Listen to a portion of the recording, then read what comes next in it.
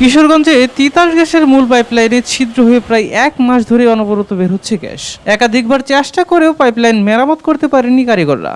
এতে একদিকে যেমন গ্যাসের অপচয় হচ্ছে, অন্যদিকে পরিবেশ দূষণের পাশাপাশি বড় ধরনের দুর্ঘটনার আশঙ্কায় আতঙ্কে রয়েছেন স্থানীয় বাসিন্দারা। সারা দেশে গ্যাসের সংকট থাকলেও এখানে নদীতে বুদবুদ করে বের হচ্ছে গ্যাস। শত চেষ্টা করেও মেরামত করতে পারছেন না কারিগররা।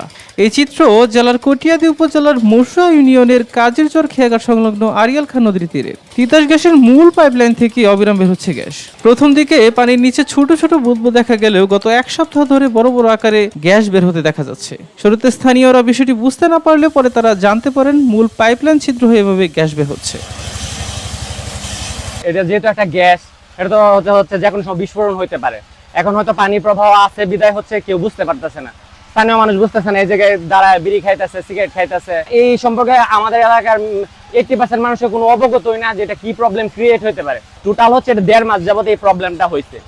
এখন যখন ফার্স্ট টাইম এরকম হয়েছে তখন হচ্ছে কিশোরগঞ্জ তিতাস অফিসে জানানো হয়েছে, হটলাইন সার্ভিস আছে ওনাদের জানানো হয়েছে।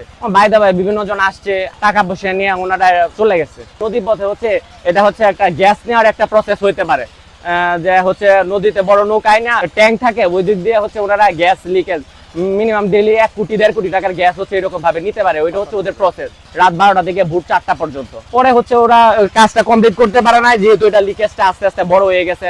প্রথম ভাবে চাইছিল ওটা খোদাই করে আশেপাশে বস্তা দিয়ে চাপা দিয়ে রাখতে। বিষয়টা এটা 1 মাস আগে থেকে এখানে গ্যাস লিকেজ হয়েছে।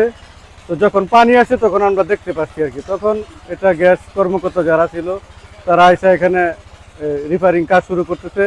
আজকে 1 মাস যাবত ওরা চেষ্টা করতেছে কিন্তু লিকেজ সারাইতে পারতেছে না। ওই সময় এত বেশি ছিল না, এখন যখন লিকেজ বড় হয়েছে বা মাটি খনন হয়েছে এখন একটু বেশি বের হইতেছে। আমরা ছোটবেলা থেকে শুনছি যে একটা তিতাসের লাইন গেছে, 30 থেকে 35 বছর আগে এই লাইনটা গেছে, নদীর তলদেশ দিয়ে গেছে। তখন এই যে নারায়ণগঞ্জ থেকে একটা চক্র এখানে আইছে, স্থানীয় 2-1 লোকের সাথে এরা কমিটমেন্ট করিয়া একটা চুন ফ্যাক্টরি মানে স্থাপনা তৈরি করছে, যারা তাদের প্ল্যান হয়েছে গ্যাস ছাড়া তারা এই চুনটা এটা গালাইতে পারবো না।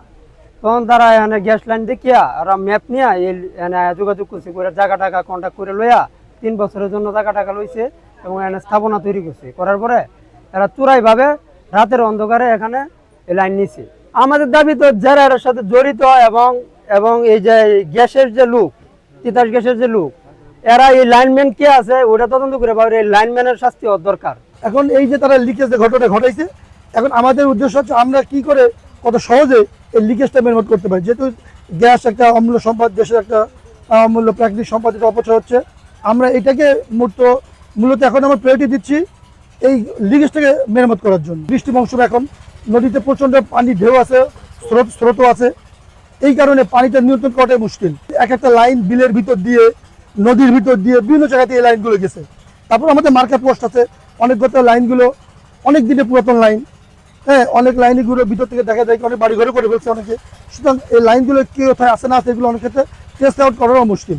যেখানে এরকম চুনা ফ্যাক্টরি বা অবৈধ সংযোগ আছে, আমাদের নলেজ আসা মাত্র আমরা এগুলোর বিরুদ্ধে ব্যবস্থা নেই। এটা পেছন দিকে এখানে চুনা ফ্যাক্টরি একটা আছে, চুনা ফ্যাক্টরিটা এরা ইউজ করছে।